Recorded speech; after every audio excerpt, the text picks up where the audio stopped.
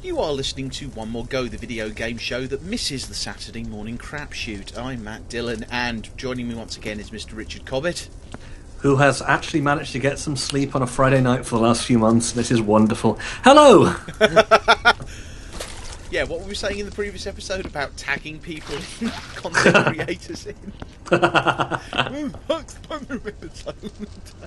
So we're continuing Viscera clean-up detail and cleaning up the night Santa went crazy. We have disposed of a lot of elf corpses. I think it's looking lovely. I think it's looking lovely pristine. in here. We've burnt everything that's not nailed down, and even some things that were. And occasionally we get blown up. By TNT. By TNT that comes out of the dispensers.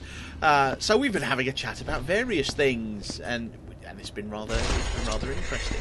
There was a question I was going to ask you, which was, as somebody who has played both Bayonetta and Duke Nukem Forever. Yes. I've had people suggest that Bayonetta is because I've said there needs to be a female-led version of Duke Nukem.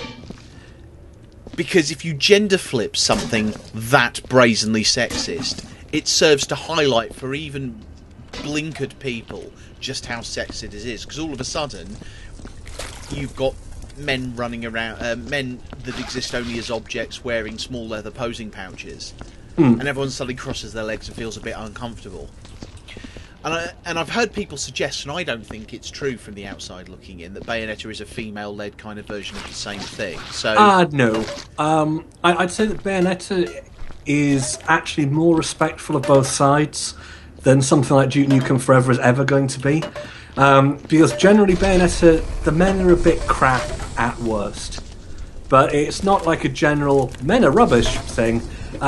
Because, I mean, for starters, you've got the Bayonetta and Hurdlot, the Umbran Witches, but they have a mostly male counter-organisation called the Lumen Sages, who are basically mostly guys, and they're every bit as powerful as they are. It sort of tends to be the sidekick characters. You're like kind of the mafia-style guy, and the not quite love interest in his dreams, would probably be the best way of putting it, Luca. And in the sequel, the obnoxious Loki. So kind of the guys basically have as much power as the women do, it's just that we follow Bayonetta. Well, that's cool. I do still think, and again, I've sort of said this in my Duke Nukem episodes, but if there are any female devs listening that are willing to indulge me, and I know that's a big if, but if somebody would be willing just to gender flip Duke Nukem Forever, and then release that game, just to illustrate just how fucking sexist the industry can be, that would be amazing. Well, I mean, there is kind of a quirky thing from many, many years ago called Atlantis, or Lost City of Atlantis, which is basically a fairly stock platform game, except the main character is naked, and he's a guy. And what's really funny is that the world has no shortage of, like curtains and things that could be used to kind of wrap around and kind of make an outfit. He just doesn't. And so you kind of get this guy just sort of running around and swimming and kind of turning to the camera for a couple of frames, and it's just, my favourite thing in that vein, which wasn't a video game, is, are you aware of the anime character Keku Carmen? Yes. Are you aware of the male version? I am not. There was a male version done as a parody called Hentai Carmen. So, Keku Carmen, for those that don't know, is an anime character who, by day, is a genuinely mild-mannered, prudish high school girl.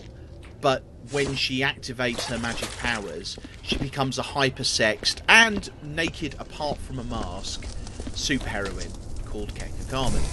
So, naturally, this is kind of popular in ecchi circles because people can look at the boobs, etc.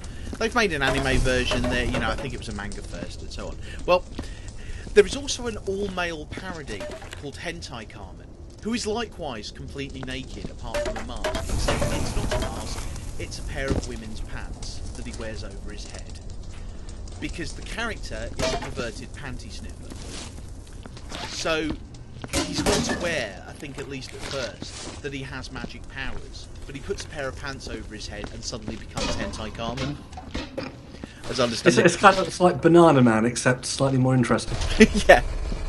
And that just kind of made me laugh. I don't think it's necessarily intended to be particularly feminist, but it's nice that A, this gender flip exists, and B, this gender flip is played for comedy. Well, there's been another one recently. I'm blanking on its full name. It's something like Cute High Earth Defense Club Love or something. Right. And basically, I've not seen it, so I might be misrepresenting it. But I'm telling you, it's basically a magical girl show with the difference that they're boys. And that's the only difference. Everything else is straight from the Magical Girl playbook. You know, the outfits, the transformation sequences, all of that kind of stuff. A bit like how sort of Shinesman was sort of like Power Rangers for salarymen. Right. Yeah, I've just got through watching the complete Dinosaur Task Force Duranger, which was interesting. Speaking of Power Rangers. That's the one which they made into Dino Thunder or something, isn't it? No, that's the one they made into Power Rangers, Mighty Morphin Power Rangers. The first one, sorry, yeah. The very first one. Yeah, so sorry, I forget the name. It's really interesting. And at some point, when I've got the time, I will do a YouTube series on it, kind of doing almost like a nostalgia critic type thing of analysing the episodes. Because it's really interesting. For a start, the fact that, you know, Japanese television stations and Japanese adults are basically like, no, kids can handle shit that's dark. You know, like, there's not this pussyfooting around all this list a mile long of things you can't show on television, in children's television. So throughout the series, characters die. There are people, all these giant monsters and robots stomping around Tokyo. There are scenes where people die or get crushed to death. There's blood and a mild amount of gore. It's really, really fascinating. But how is there comedy robot? There is no comedy robot. Well, without the comedy robot, there's nothing. Well, okay, there is a crossover with Battle of the Planet. Seven's Arc 7 does make an appearance. I lie. I can't even finish that sentence. It's really good. It's really good. I mean, it's still a kids show, and it's a 90s kids show from Japan. So you do have to kind of adjust your expectation accordingly. But it's actually really good. And, you know, the cardinal difference, or the illustrative difference that I like to point out when talking about the difference of the two shows is, the Green Ranger is the Red Ranger's brother in the Japanese show, and he doesn't lose his powers, he dies. In fact, he died. The basic premise of the show is you've got the 5 characters, only one of which is female. The Yellow Ranger, as is well known, is the infamous mini skirt argument. Yes, the Yellow Ranger is a guy called Boy. BOI. That's his name. That's just rubbing it in. Yeah, Tiger Ranger Boy, and they are. It's kind of the. Now, don't take this the wrong way, but it's kind of the Renegade cut of Highlander 2 thing, where instead of an alien planet and all that bollocks, you have a super advanced civilization that existed on Earth millions of years ago that died out. And they died out because they were tied to the dinosaurs, and it turns out that the dinosaurs died out because the character that is Rita Repulsa in the Western version, Bandora, who is a servant of Satan, by the way. Of course. She wiped them out. She wiped them out because she hated them, and so the 5 princes and one, the 4 princes and 1 princess of the various tribes, the ruling tribes, the royal tribes, as it were, of this super advanced civilization, after Bandora is defeated and locked away as punishment, because being a witch, she's powered by Satan, she can't actually be killed, they go into suspended animation because they're fairly convinced she'll get out one day. So they get woken up in the present day because Bandora has escaped. And that's kind of the premise. Now, it turns out the Red Ranger has a brother, or biological brother. There's a very long story. But basically, short version, Red Ranger was adopted by a king, and his brother wasn't. And his brother has grown up loathing and despising his brother. And he goes into... When he finds out that Geki has gone into suspended animation, he follows... Because he's like, no, I'm not going to lose out on my chance for revenge and murdering this bastard. I'm going to suspended animation too. But his suspended animation tube, which of course is in a different location and hidden away, the cave containing it collapses, and he's killed. So he's resurrected by Clotho, the Spirit of Light, because they know they're going to need his guardian beast, Dragon Caesar, at some point in the future. But he doesn't know this. He doesn't know that he died and got resurrected. So he's only got, when he first appears, unbeknownst to him, he's only got about 20 days life left. It's like, if you're a Babylon 5 fan, it's like the whole thing of John Sheridan's resurrection, that, you know, I can only blow on the embers, I can't give life where there is none. So you've been resurrected, but you've got a drastically reduced lifespan. So he actually dies. And the reason that the Green Ranger in the West... I'm taking a slow of my coffee there. The reason the Green Ranger in the West was always late to the battle, or forgetting his communicator or morpher or whatever, was because in the Japanese version, he's hidden in a Doctor Who-style lapseless room, and he can't leave it because then his life force starts counting down again. So he only comes out when they're desperate. When it looks like his brother's going to get killed, which in the Japanese version is frequently a possibility because it's fucking violent. And eventually Bandora finds out where the lapseless room is and spends an entire episode throwing bigger and bigger things at the Durangers until Burai, the Green Ranger, has no choice but to leave. And then she destroys the cave so he can't get back in it. So he lives his last couple of hours of life in defence of his brother's life and dies, and then bequeaths his powers to his brother, which is why you get footage in the Western one of the Red Ranger wearing the big shoulder pads and stuff. But then it gets like, I knew about a lot of this going in because back in the day, the early days of the internet, one of the first sites I used to frequent was a fan site, you know, an old Geocities site that synopsised the Japanese episodes. So I sort of read these synopses. But what I didn't know was the following episode, get this, the following episode deals with the Dragon Caesar, the Dragon Sword, in mourning for his fallen master and going through depression. And it's heartbreaking. It's genuinely heartbreaking. You're watching a guy in a giant Mechagodzilla suit weeping and you're upset. So are the stages of depression sort of different? Denial, bargain, acceptance, destroying Tokyo. Destroy Tokyo. You know, yeah. Make my sadness grow. It really does. And then, right, the whole ending, like, I said this to friends when I finished watching it, and like everyone thought I was mental. And, like, what if I told you that in Japan, Power Rangers ended with Rita Repulsa being sealed away in a magic jar and fired into space, Goldar and Scorpina having a baby, and because in the Japanese version they're a married couple. Griffozar and Lammy, and the Power Rangers flying away on a magic cloud because their job is done. That's how it ends. And the worst part is, that's not even weird in the context of the show. It just happens. And like one of the running themes of the show is they very early on they discover the last 2 dinosaur eggs. Oh, please say that one of them's Denver. No, they're both T-Rex eggs. Right?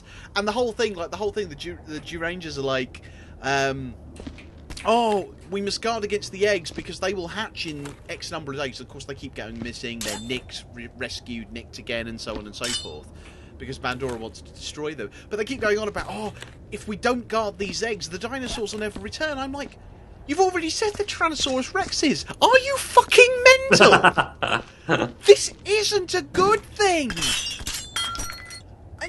What do you think's going to happen? Do you think they're going to go, oh look, we'll go live in New York and have a house and I was thinking more set up your own personal Jurassic Park.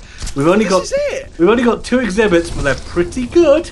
Well, I can proudly tell you that the dinosaur eggs do not hatch before the end of the series, and they're left in care of a 10-year-old boy. Not even an established character who you can trust. It's just a random 10-year-old boy that turns up for the final episode. And the Rangers are like, you know what, you look trustworthy, here, have T-Rex eggs, raise them well. It's like, holy shit, what did I just watch? Denver, the last time. So, he's eaten my face and a whole lot more. Right, I need a crate. Oh. Oh dear me. Oh, there's going to be corpse parts. Motherfucker. Yeah, there's corpses downstairs and just bring them to the fire. No, I never got into Power Rangers. I was the right age for it. It didn't do anything for me as a show. So I remember when it was on, it sort of started, and it just when there's a show which a bit like Teenage Mutant Hero Turtles in the UK, just didn't click. Well, I suppose that's fair enough. I mean, I suppose what clicked with me is being the first Sentai show that I'd ever seen, and wasn't even aware that was a thing at the time. It just kind of struck me as live-action anime. Well, I was kind of like that with earlier stuff. So when it was things like, Adventures of Willy Fogg, Mysterious Cities of Gold, whatever, Ulysses 31, that stuff I could really get into. But that's actual anime. Oh, I know, but it sort of setting the sort of tone for kind of stuff which I'd later on enjoy watching. Whereas sort of Power Rangers didn't have the same hook. I don't even know what it was specifically, so I said should have ticked all of the boxes. I think probably, and this might sound very petty, it was the fact they didn't actually use any morphing technology, because at the time morphing effects were awesome, and they were just using kind of crossfades and lightning bolts and laziness. It was like, and as we later, I see stuff turn into other stuff. I don't mean US footage turning into Japanese footage. Well, I was going to say, I mean, the reason for that was the footage. There was. Well, mind you, they didn't use morphing in the Japanese original, because the thing is, a lot of the Sentai shows are relatively low budget. I mean, they're not. No. They're not. Well, no. I mean, they look. It's because they're depicting giant monsters on a kids' TV show budget that you kind of, you make making that sarcastic comment. But they're relatively low budget, but they do some amazing things with the budget they've got. Well, I'm amazed what they can do with the suits, especially when they're not doing the organic stuff. I still maintain that for the standards of the time, things like when they're stamping around the city to have like the big, giant monster fights, it looks pretty good. Given the technology that they're using, obviously, it's fine. And I think certainly for watching them in the early 90s that it first kicked off, it was impressive to watch. I mean, you don't know that it's a guy in a suit, and you do have that kind of element. How are they pulling that off? And it's sort of bigger and more explosive than anything that they're showing on any of the other channels. I mean, you sort of compare that to Mike and Angelo or something. they got their special effects kind of weird. No, I'm completely with you there.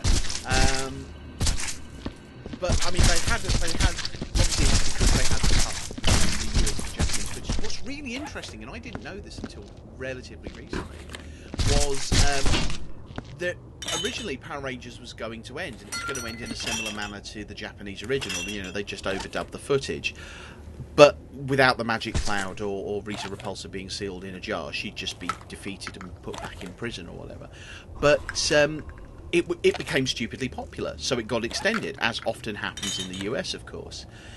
So they ended up going, well, we've got no more footage, what are we going to do? So it was an unprecedented move. They went back to Toei in Japan, who of course still have the costumes and suits, because although their Sentai shows are generally...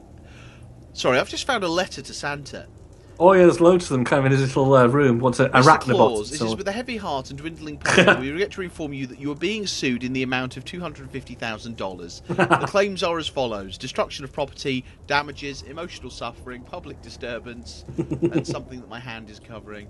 Apparently, your reindeer had defecated across a house, and then it sort of dwindles off. Okay.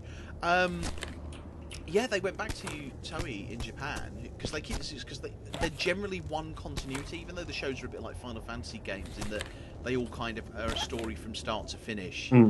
There is cross-show continuity, and occasionally they've brought back sort of legendary Rangers from the past or whatever. And sometimes it's played off as a cross-dimensional thing, and sometimes it's played off as a in the past or in the future kind of thing.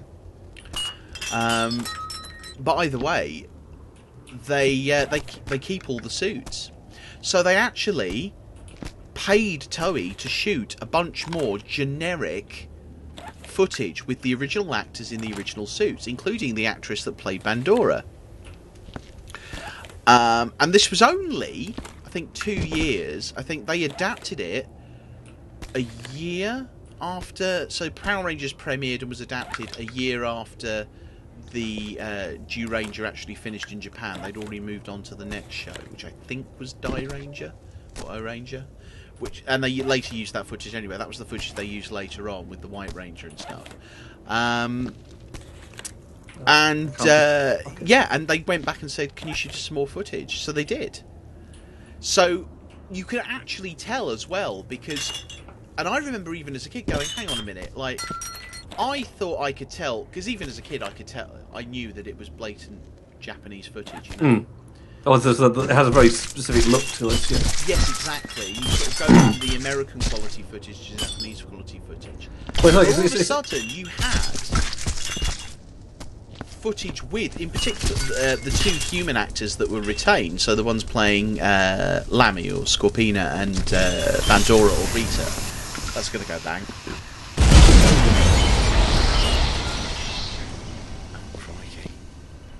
I'll just clean that up. Seems like the thing to do. Seems like the decent thing to do, right? Yeah, and they got so suddenly I'm seeing this and I'm like, hang on, this is I'm confused now. Well, I think... fuck! Dynamite! Did it come out of the machine? Yes. See, told you. I believed you. This is Clone 8 for those keeping track. See, what always bugged me about Power Rangers was that when they get into the spandex suits, yes, they don't actually have any powers, and it used to really annoy me. Well, that's kind of the fault of the Japanese original, because they do have powers, but the powers are basically, we can take more damage and we're a bit stronger. Well, no, but it sort of seemed like they always use them to kind of sort of fight, and this is kind of not including like the Japanese origins of kind of what the original show was, just kind of watching to the 90s. It was like, what's the point? It's like they put on the spandex costumes, now occasionally when they hit something it makes sparks. But kind of, as far as like super abilities go, it's like, we must use these powers carefully. It's like, what powers? Well, yes, exactly. It's like your power is to summon a giant dinosaur to fight for you. Well, it's like you are no more impressive than the Planeteers. Yeah, but a bit more impressive than Marty. Hey, Marty using his power properly would have been amazing. Yeah, Marty was just a bitch. I would rather have his than fire, where really there isn't anything that you can do apart from get arrested for assault. Well, I was going to say, Wheeler's power of fire is like, I could do that with a can of hairspray and matches, to be honest. But thanks.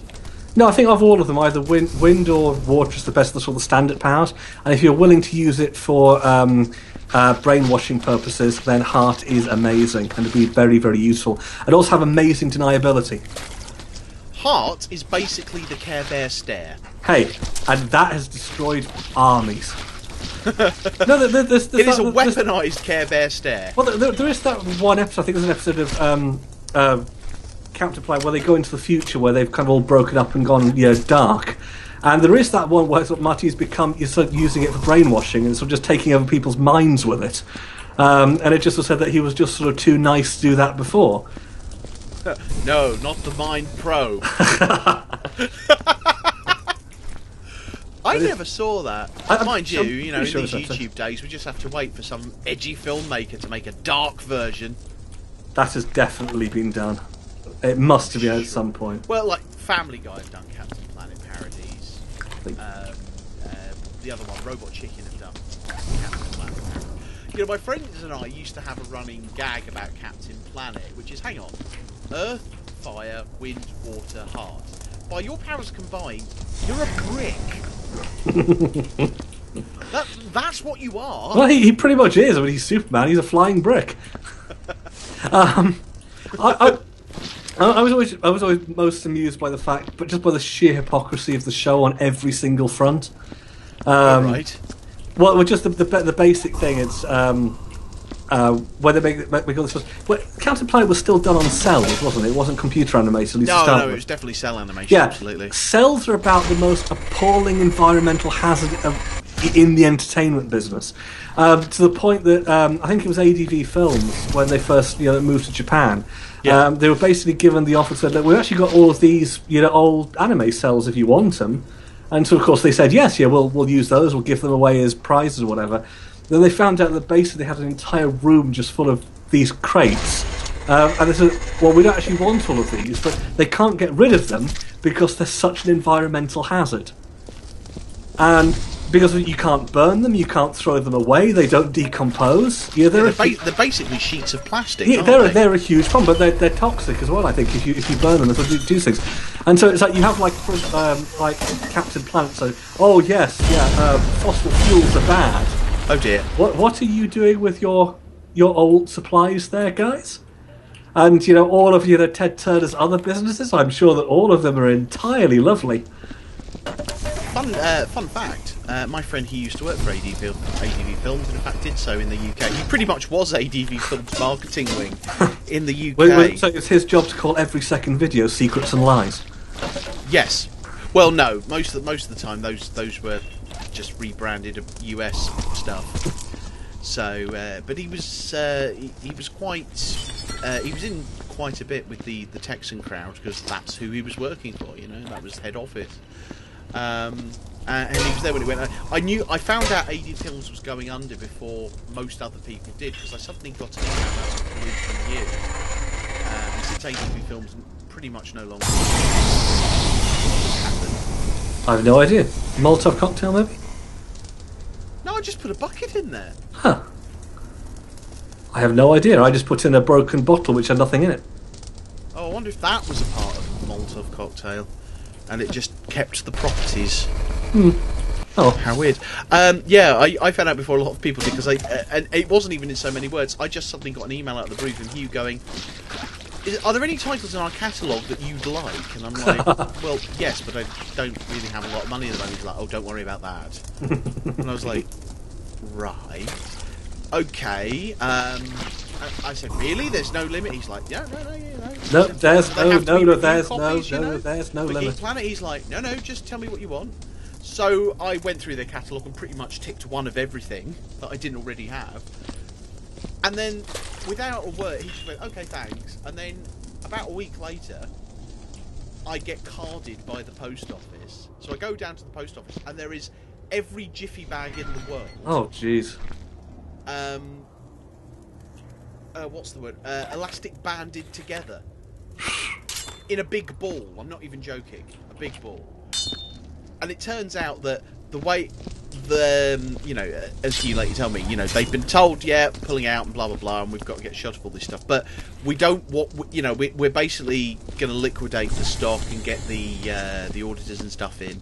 So unless your stuff's being sent out for review, don't send any stuff out. So he couldn't send a box of stuff out because it would be obvious because they had to scan it through a computer. There's like a label printer to say removing this stock. But the computer doesn't give a shit if you do 2 DVDs in a jiffy bag 100 times. Which is what he did. So all of a sudden I've got most of ADV's then current catalogue turning up. And I had to carry this home on the bus. I'm told, "Oh yeah, you've got a parcel waiting for you." So I'm expecting, a parcel. And then I have to carry a ball of DVDs home on the bus. That was amusing. It has to be said. God. I do miss ADV because they did a lot of good licenses. They also did a lot of shit. I was always frustrated with ADV, and I'm not saying this necessarily, stuff which is their fault, because I appreciate they were in a fairly difficult position, after the Japanese companies especially started realising there actually was a market, and presumably still started playing much more hardball. But it was the frustration of them. They would produce some really good stuff, generally had decent voice, dubs and so on. But for me, it was like after a while they were just taking the piss with how little you got for your money. Oh, absolutely. And it was just like, I'm not paying you 20 thing for 2 episodes of a 26 episode series, which isn't that great. And it was I was fine with this when it was on VHS, and I wasn't fine. I understood when it was on VHS, and it was, these things were only sort of sold in Forbidden Planet and maybe 3 other shops in the country. And it was when you get to the point now where it's on TV and people are talking about it, I'm just not willing to pay that anymore. And especially when they're just bringing in exactly the same shonen stuff again and again and again. Yeah, And again. And it's like, I like this for the variety. I don't really want to see another, slightly naughty series where Amanda Winn is being naughty, and that's kind of all it was by the end. Well, no, fair criticism. I mean, I hit the nail right on the head in the first place, which is, no, that wasn't their fault. But it wasn't. It wasn't because they were getting the prices dictated by the Texas or whatever. Because I didn't buy anything on the ADV level in the UK unless it was a review copy. I didn't give it for free, so that's not buying. So shut up, Matt. You got that wrong. But I did get a lot of stuff, especially Evangelion, on import from the US, because you did get more episodes per disc. That's just going to have to go in the fire as is. And the reason for that is, anime's already a niche market, and in the UK, with a much lower head count, it's even more niche than it is in the States. So releasing titles becomes a bigger risk, and they have to charge more for it. Oh no, I'm fine with the logic of it's a smaller market. It was that for my personal money, it was one thing when it was a super obscure niche, which no shops had. When it didn't feel so bad, you'd buy a VHS with 3 episodes, and it was dropped down to 2, and it was like, that's sucky, but needs must the devil rise and all that.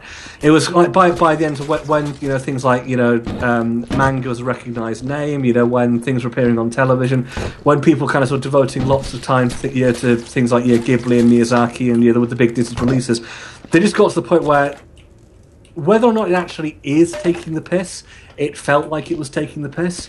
Oh, no, and kind of went from being something which I was willing to pay because it was the niche, to now I'm starting to feel like this is it's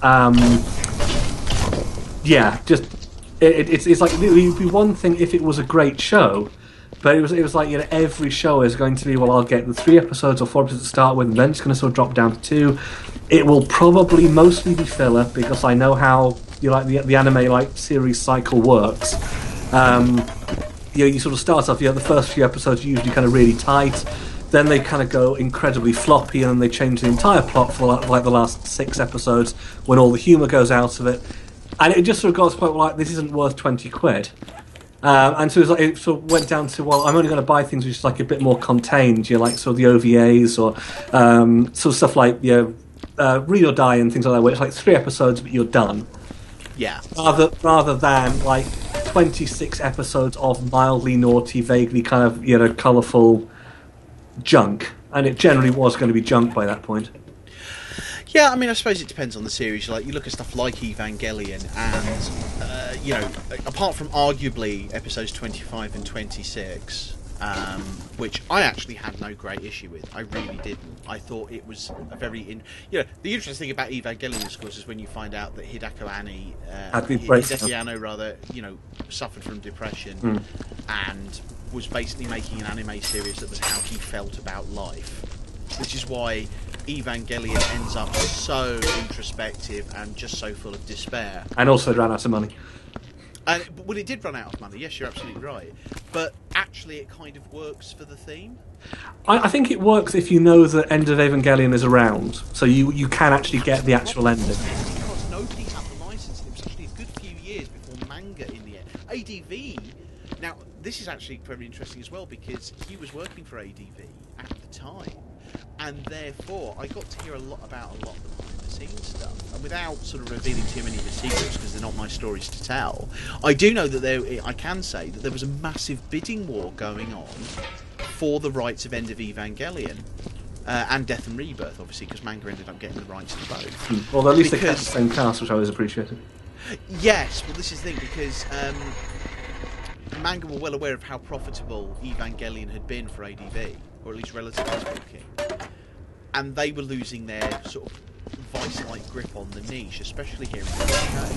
So they were throwing a lot of money in bids, and unfortunately, the Japanese do have a lot of contempt for Western anime companies, because as far as a lot of, I gather this is changing slowly as you get younger generation producing the content, but the old school are like, fuck these gaijin bastards, basically. Well, the old school were full on, you could have this anime as long as you also release these 5 incredible pieces of shit.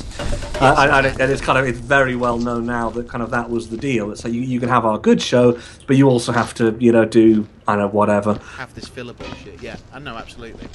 And in the end, manga won because ADV were running out of money at that point, and they just couldn't keep up with the bidding.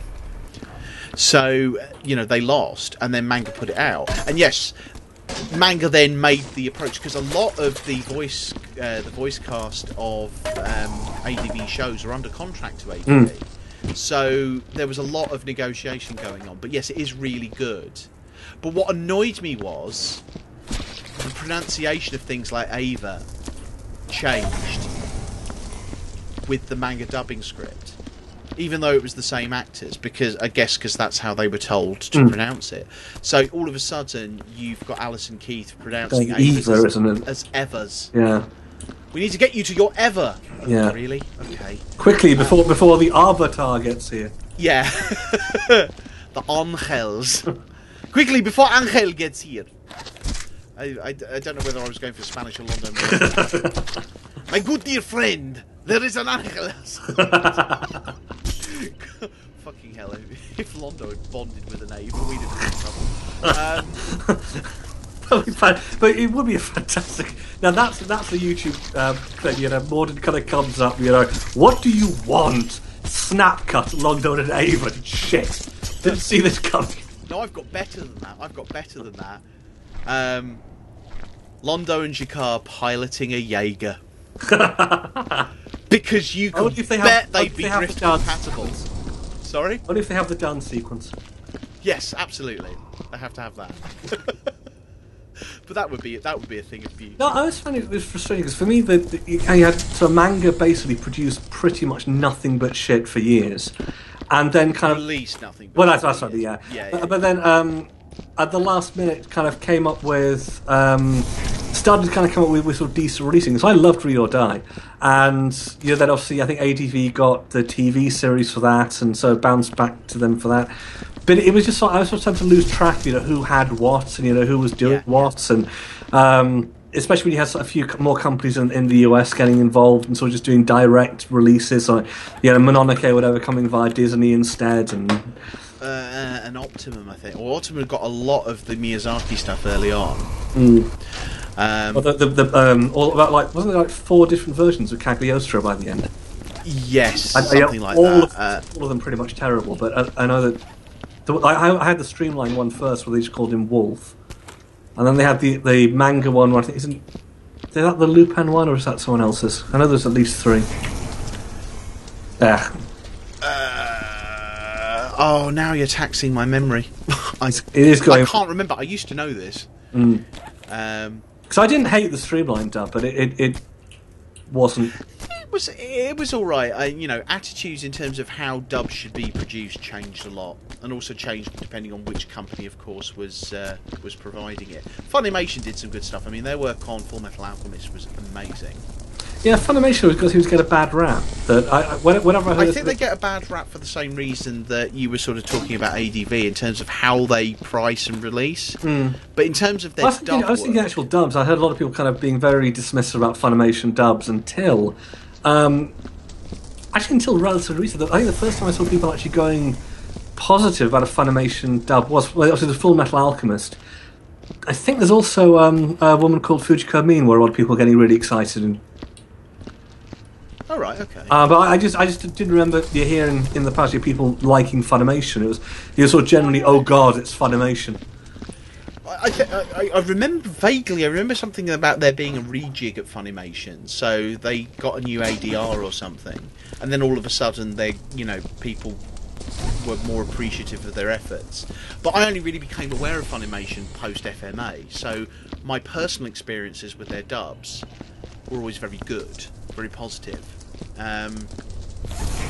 But yeah, actually, now that you mention it, I now do remember that in the early days people were dismissive. Mind you, did you ever see the British dub of Nuku Nuku? Oh god, yes.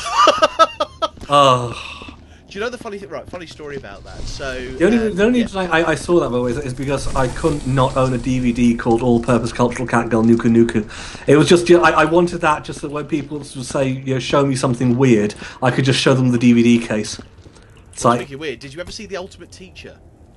Yes. That was fucking strange. I always get it confused with Great Teacher Onizuka, but yes, I did, so separately. How bloody bizarre.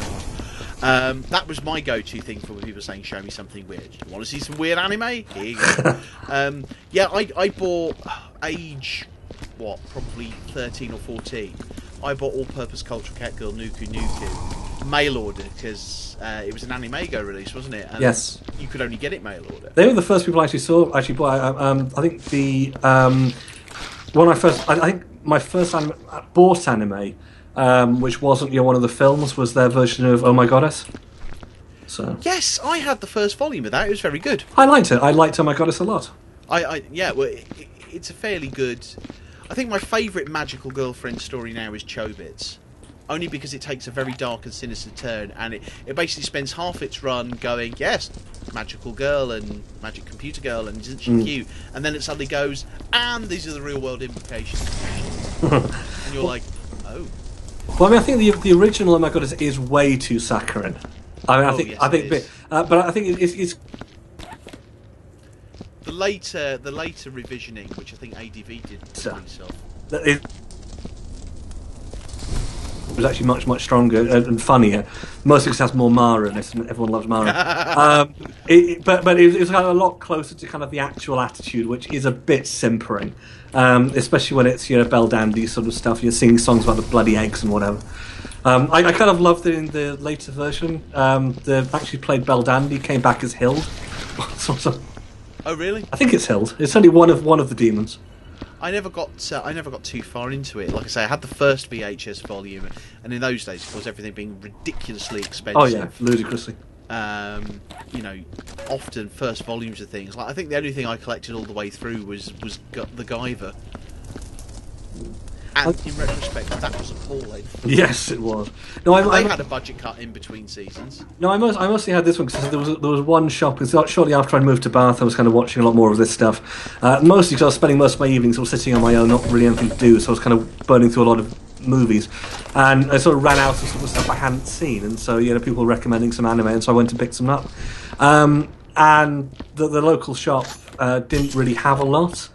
It was basically that either you can get Oh My Goddess, or you can get something like Dirty Pair, and it's like I wasn't ready to sort of take that to the front desk. I'm sorry, sir. Would you like a copy of Razzle to stick that into? I've seen it. It's harmless enough, but it was like kind of just the title was. Yes. No, I'm not touching that one. It's like, and I know that's the tentacle one, and I know that one is awful. And then I've seen Uratuski Doji uncut. It's boring. It's not even interesting. By today's standards, I'm boring. I saw it. I used to work for Blockbuster Video, and my manager at the time. This is before we had a change in management at the BBFC. He had a bunch of vintage video nasties before the Video Recordings Act. So he had The Exorcist before it was re-released. He had The Clockwork Orange.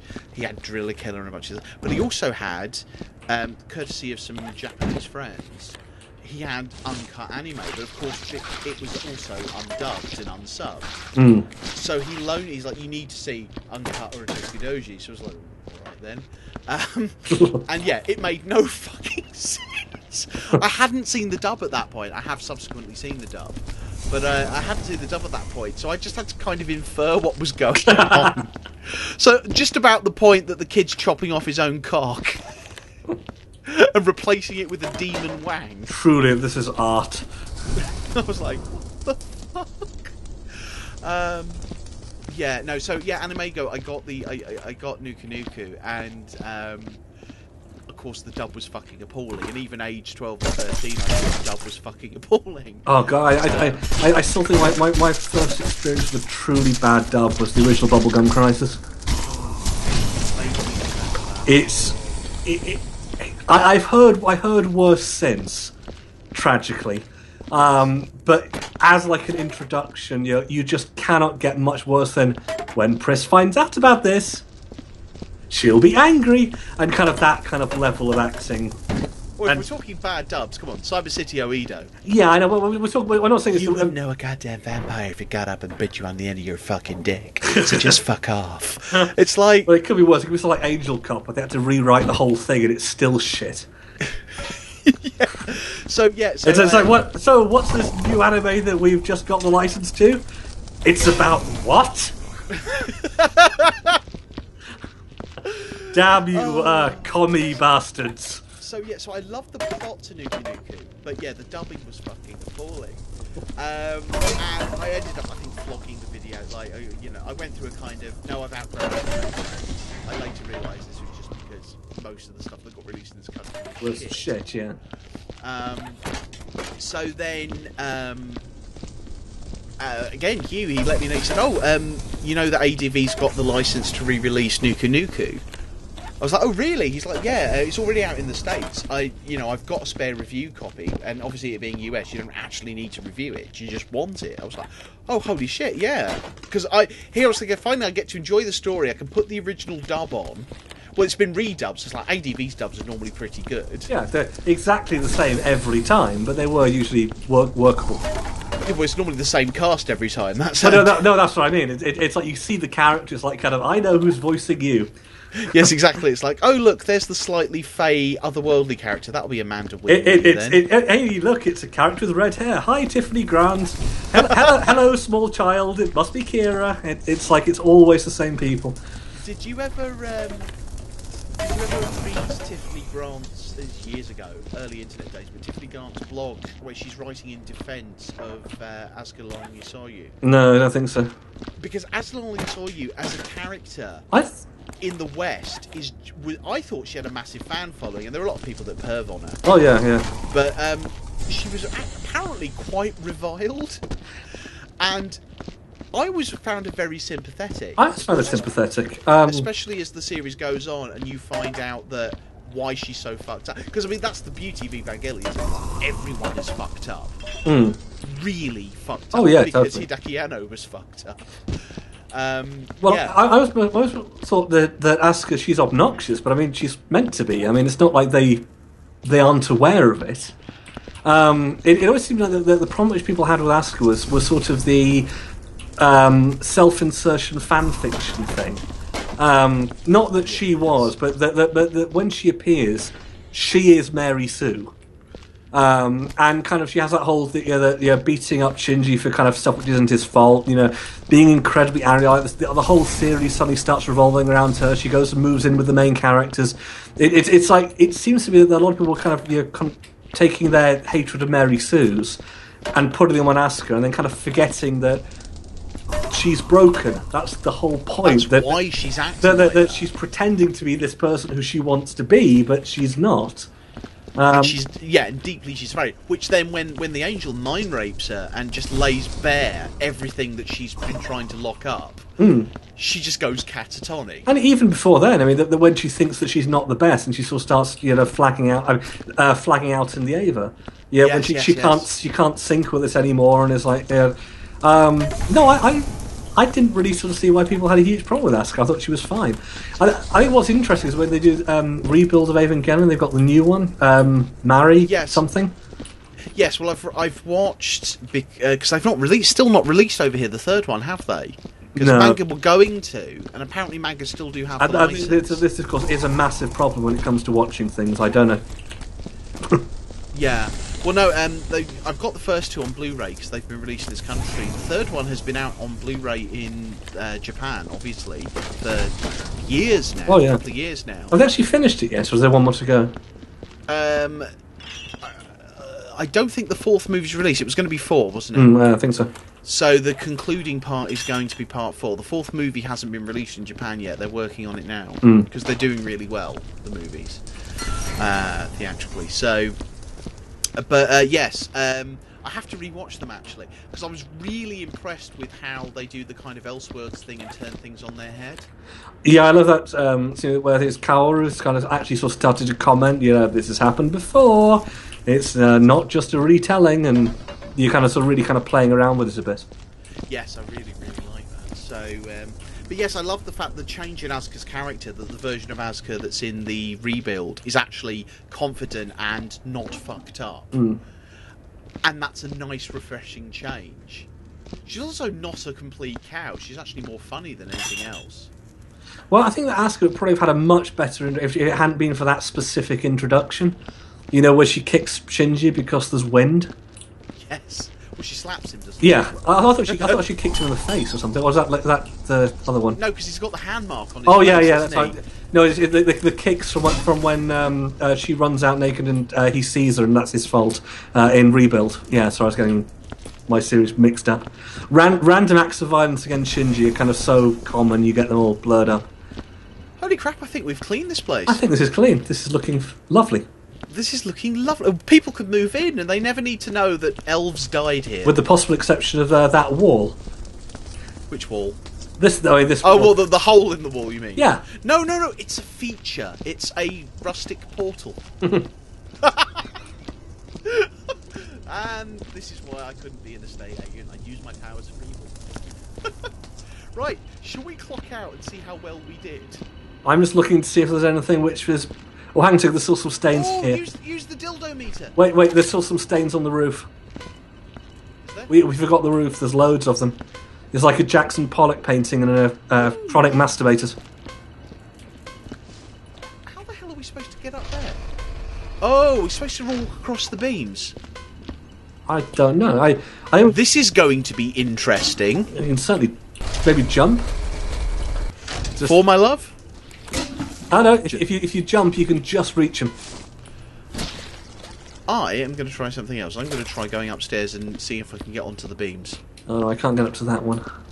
Oh, I think I might be able to do it. Hold on. If I die, you can have my stuff. That's a mop. I'm fine. But it's a nice mop. Oh, it won't let me jump up on the railings. Yeah, I don't think you can get up there. Because we can say that one there. No, I can't get up on the table either, so I'm going to have to jump. Unless you could throw a bucket up there, maybe. No, that's not going to work. I can't even get up on this table. No, I can't reach that. I can't possibly reach... Do you know what we should have done? We shouldn't have burnt the stools. No, there's no way we can reach that. I think we're just going to have to accept that's the nicest job we can do. I can still get these ones in the side room. They're low enough to hit with the mop. I love how we're taking pride in this virtual clean-up job. We've been doing this for 2 fucking hours. We're going to finish it and it's going to be perfect. Honestly, it's going to be as perfect as it can get. Well, yeah, to finish my Nuku Nuku story, so Yeah. I get this copy and I put on, I think, okay, let's listen to the ADV dub.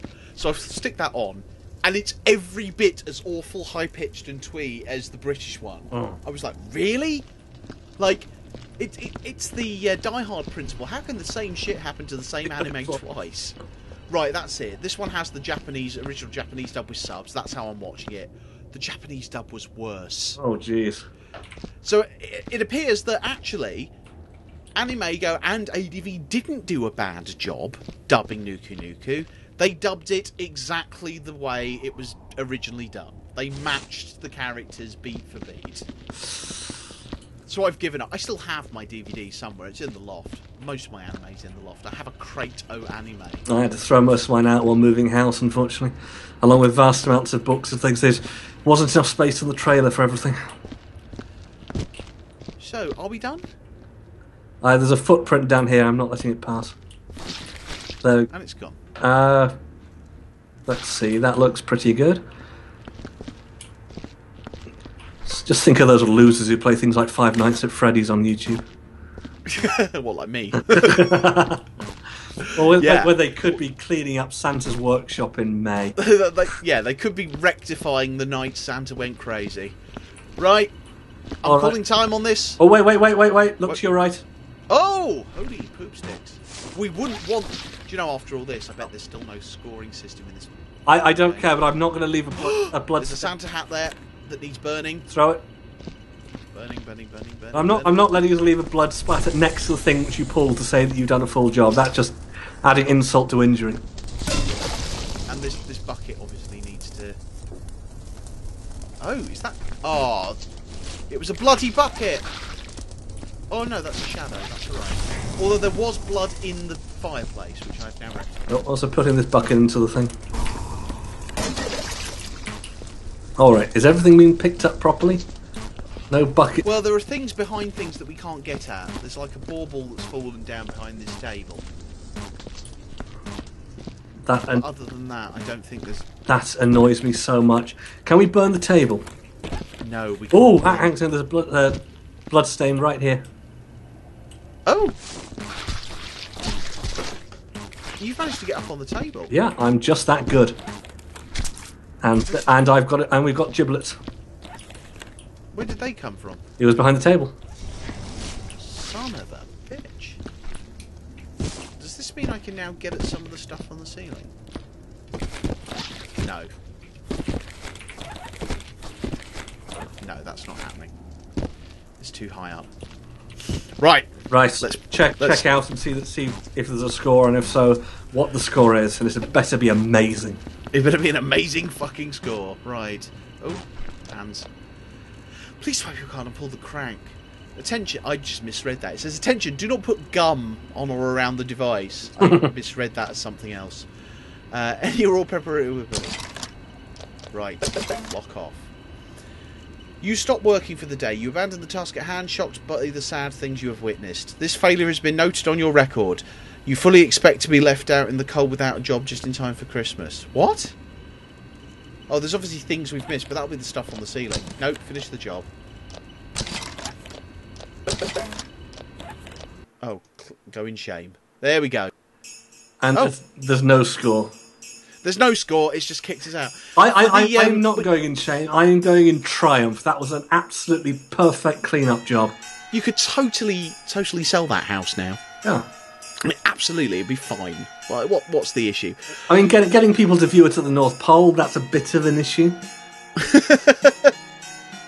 But, you know, we could work around it. Right, well, that was Viscera Cleanup Details Santa's Rampage. Thanks to Rich for joining me once again. Thank you. We've had an interesting chat. Rich, why don't you pimp your various works for the children at home? I will absolutely pimp out my various works. Most of them you'll find on richardcobbett.com. That's the site named after me, so it must be brilliant. It's also where you'll find a link to my YouTube channel, which is, I believe, Richard Perspective, although I never type it in, so I'm not entirely sure. Mostly I post Patreon-powered nonsense about games and the occasional video, so if you like those, please feel free to chip in a few bucks, and if you don't, I'm sorry, and I will begin flagellating myself with a belt immediately once we finish recording this. There you go. I would just like to remind everybody that these videos are made possible by our parent site, geekplanetonline.com. There we go, I can't even speak. So don't forget to check out the main site for all of the best in reviews, features and podcasts slapped up for free and for your entertainment pleasure every single day of the week. And if you want some more gaming goodness for your beautiful ear holes, don't forget to check out the One More Go podcast, which stars myself and my good friend Kim Hallam. Oh, I can't even speak this evening. The unbreakable Kimmy Hallam, and we discuss a variety of gaming-based subjects. There's occasionally ranting, there's occasionally raving. It's a lot of fun. You can find that at onemorego.geekplanetonline.com. Thanks once again to Richard for joining us, and thank you for watching. Don't forget to give us the thumbs up, like, and whatnot down below, yada yada yada, YouTube standard. And I will catch you in the next video. Love you, bye.